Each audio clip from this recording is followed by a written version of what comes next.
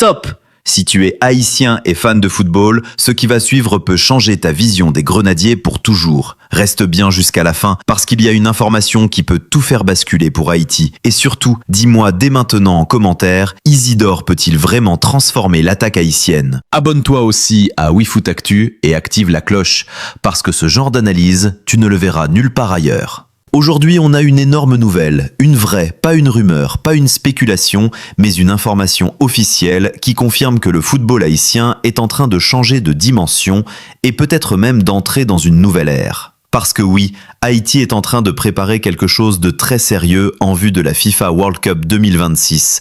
Et tout commence avec une liste dévoilée le 17 mars par le sélectionneur, une liste qui va servir de base pour 2 matchs amicaux décisifs à la fin du mois sur le sol canadien avec 2 adversaires de haut niveau, la Tunisie le 28 mars, puis l'Islande le 31 mars. 2 équipes solides, 2 styles différents, 2 tests grandeur nature pour mesurer le vrai niveau des Grenadiers, mais dans cette liste, au-delà des noms habituels, au-delà des cadres que l'on connaît déjà, il y a un nom, un seul, qui fait trembler toute la communauté football haïtienne depuis des mois, un nom attendu, espéré, discuté, débattu partout, dans les médias, sur les réseaux, dans les rues, dans les groupes WhatsApp. Ce nom, c'est Wilson Isidore, et rien que sa présence dans cette liste change complètement la perception de cette sélection.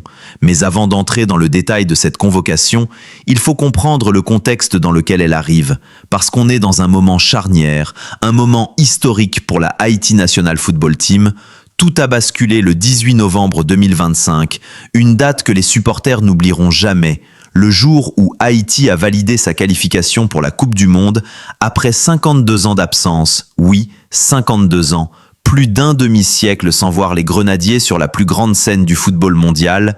Une génération entière qui n'avait jamais vécu ça, jamais ressenti cette fierté. Et pourtant, ce jour-là, contre le Nicaragua, sur une pelouse délocalisée à Curaçao, Haïti a fait le travail et dans le même temps, le match nul entre le Costa Rica et le Honduras est venu sceller définitivement cette qualification et à partir de ce moment précis, tout a changé. Le regard sur cette équipe, les attentes, la pression, les ambitions. Aujourd'hui, Haïti ne joue plus seulement pour participer, mais pour exister, pour surprendre, pour marquer l'histoire. Et le calendrier est déjà posé. Le 13 juin à Boston contre l'Écosse, le 19 juin à Philadelphie face au Brésil, puis le 24 juin à Atlanta contre le Maroc, un groupe C extrêmement relevé, sans pitié, avec des styles de jeu différents, des niveaux d'intensité très élevés, mais un groupe bien réel, bien concret. Et c'est dans cette réalité que travaille le sélectionneur. Chaque rassemblement devient stratégique, chaque match amical est une pièce du puzzle, un moment pour tester, ajuster, corriger, analyser. Et cette trêve de mars n'échappe pas à cette logique. Affronter la Tunisie et l'Islande, ce n'est pas anodin.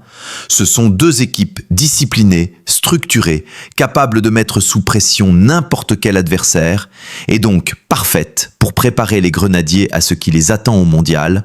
Résultat, une liste de 25 joueurs, un mélange de continuité et de nouveauté, une base solide avec quelques ajustements importants. Dans les buts, aucune surprise, le capitaine Johnny Placide est toujours là. À 38 ans, il reste la référence, le leader, le garant de la stabilité défensive. Son expérience est irremplaçable. Derrière lui, Josué Duverger et Alexandre Pierre complètent le groupe.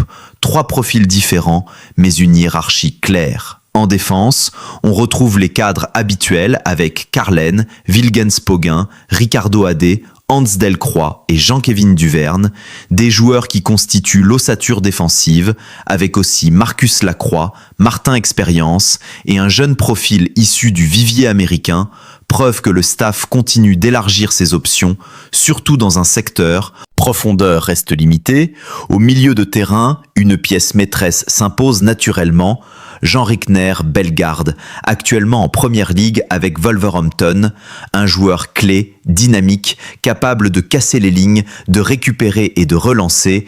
Il l'a encore montré récemment avec une passe décisive contre Brentford dans un match intense. Malgré une saison difficile pour son club, lui continue de performer individuellement et c'est exactement ce que recherche le sélectionneur.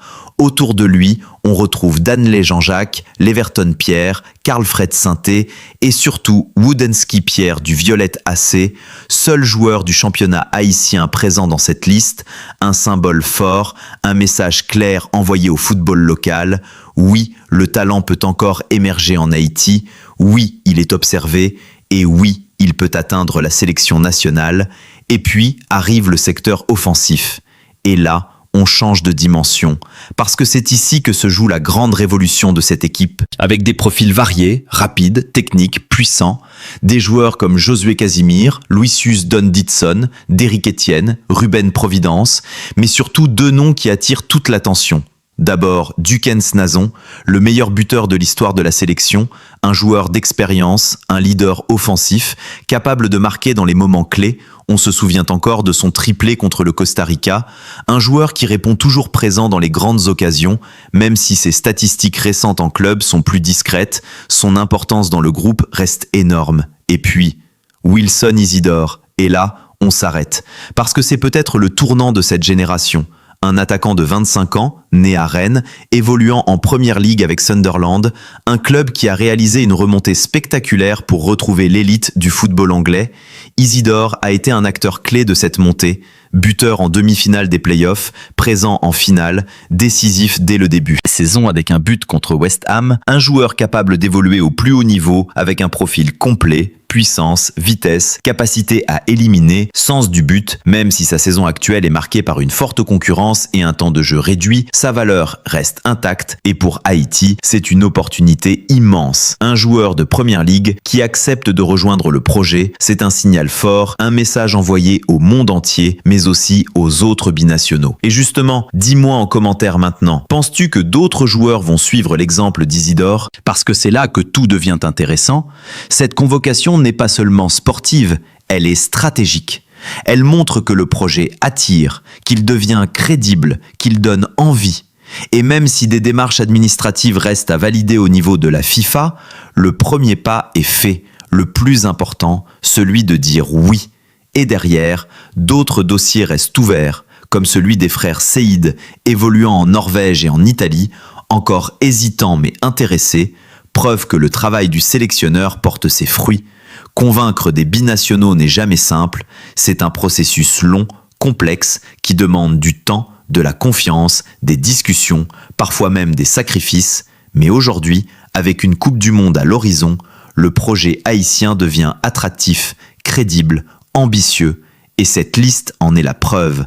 Elle montre une équipe en construction, une identité qui se dessine, une direction claire, avec des choix forts, des signaux envoyés. À tous les niveaux, aux joueurs locaux, à la diaspora, aux supporters, au monde du football, Haïti est de retour. Et pas pour faire de la figuration, mais pour exister, pour surprendre, pour écrire une nouvelle page de son histoire.